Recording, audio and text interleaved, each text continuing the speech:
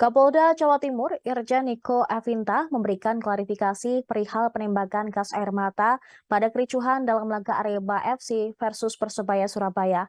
Pihaknya menembakkan gas air mata untuk menghentikan anarki supporter.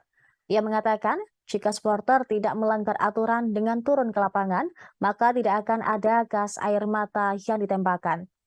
Duel Arema FC versus Persebaya pada pekan ke-11 Liga 1 di Stadion Kanjuruhan berakhir rusuh.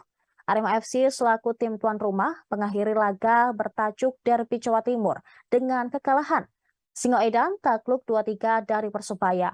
Hasil ini sekaligus mencoreng sejarah Arema FC yang telah berlangsung lebih dari 2 dekade. Persebaya untuk kali pertama menang atas Arema FC di Stadion Kanjuruhan setelah penantian 23 tahun. Kekalahan di markas sendiri memicu kekecewaan supporter tuan rumah hingga kericuhan terjadi. Supporter yang tidak terima hasil pertandingan turun ke lapangan dan merusak segala fasilitas di stadion berkapasitas 45.000 penonton tersebut. Beberapa kelengkapan stadion mengalami kerusakan seperti videotron, pagar stadion, dan beberapa kursi. Guna meredam situasi agar tidak semakin memanas, penembakan gas air mata pun dilakukan. Kapolda Jawa Timur mengatakan bahwa penembakan gas air mata terhadap oknum supporter di atas tribun sudah sesuai dengan prosedur.